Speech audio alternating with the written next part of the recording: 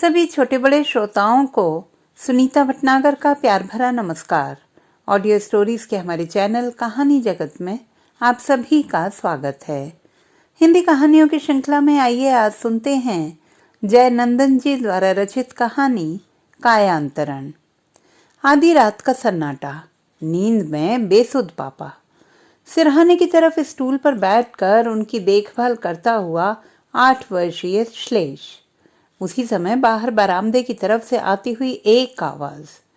श्लेष ने उठकर किवाड़ खोल दिया। चारों ओर नजरें दौड़ाईं। अचानक उसकी नजर ऊंची कांचदार चारदीवारी पर जाकर ठहर गई। वहां से कोई मानवाकृति फरलांग कर इस पार आना चाह रही थी।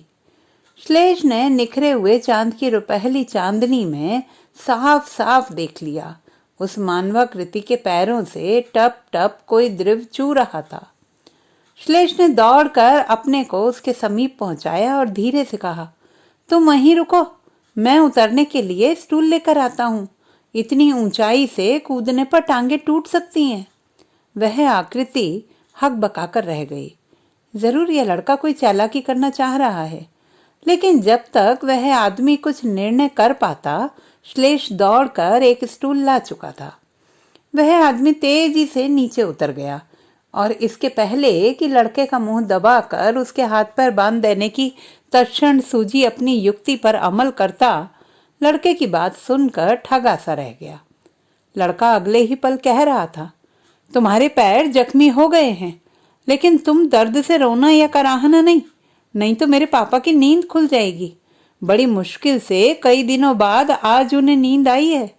मैं तुम्हारे लिए मरहम पट्टी का सामान लेकर आता हूँ, कहकर श्लेष अंदर चला गया। वह आदमी अवाक था। अजीब लड़का है। इसे यह तो पता है कि मैं कौन हूँ। क्या इसे इतनी समझ नहीं कि रात में दीवार से फांद कर अंदर आने वाला कौन होता है? मरहम पट्टी का सामान लाकर श्लेष ने अपने अबोध हाथों से उसकी मरहम पट्टी कर दी। वह आदमी अब और भी हैरान था।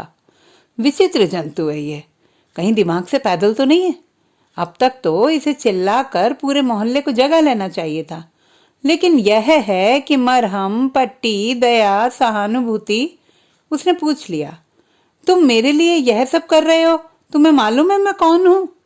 श्लेष ने उसकी घबराई हुई आंखों में गहरे तक झांका और निर्द्वंद्व भाव से कह उठा, हाँ, मैं जानता हूं कि तुम चोर हो, लेकिन मैं चिल्ला नहीं सकता क्योंकि मेरे बीमार पापा को 8 रोज बाद नींद आई है।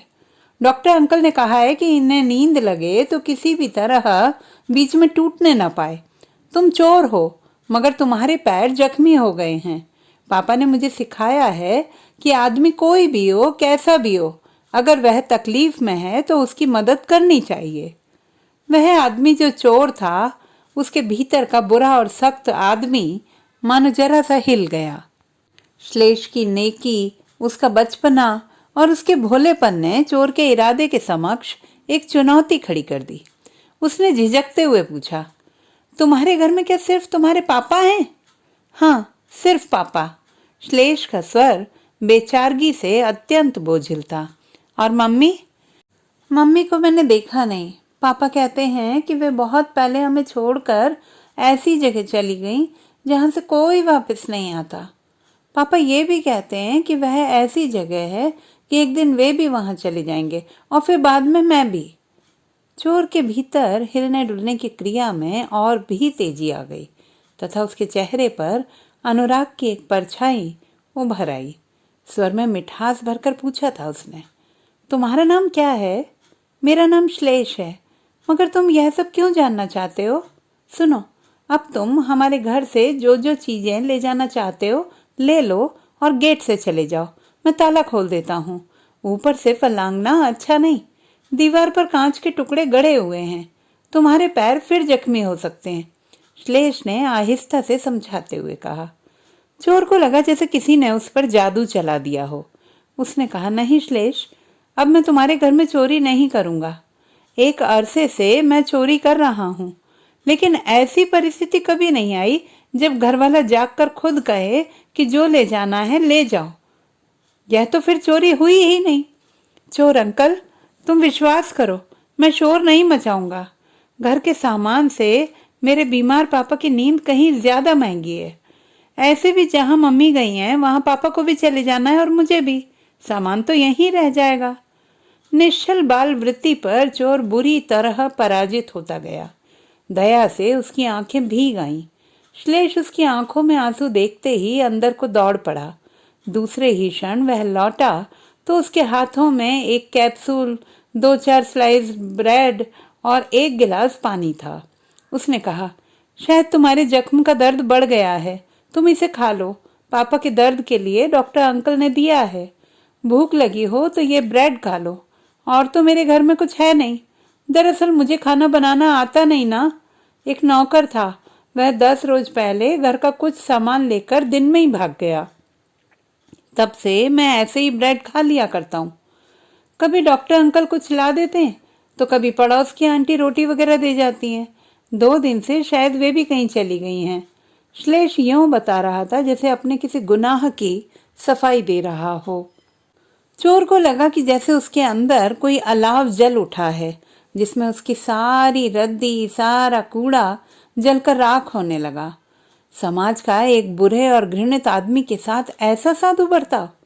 उसकी आंखों में आंसू की धार और भी तेज हो गई।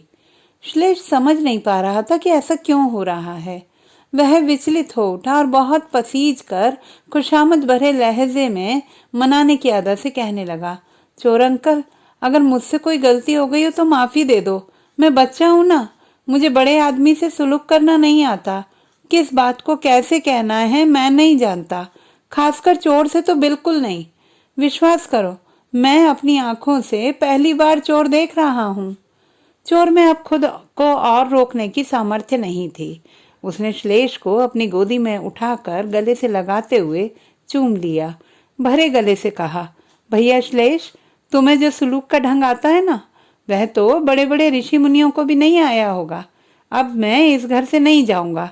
तुम्हारे पापा जब जाग जाएंगे तो मैं उनसे एक विनती करूंगा। विस्मय करते हुए श्लेष ने पूछा, क्या? यही कि आपके घर से एक नौकर चोर बनकर भाग गया था और अब एक चोर आकर नौकर बन जाना चाहता है। श्लेष फटी फटी आंखों से उस चोर को देखते हुए सोचने लगा कि पापा के जागने पर वह पूछेगा कि ऐसा क्यों हुआ। तो दोस्तों, ये थी हमारी आज की कहानी। आपको कैसी लगी कमेंट बॉक्स में लिखना ना भूलें। चैनल को सब्सक्राइब करें, लाइक करें और मित्रों के साथ शेयर करें।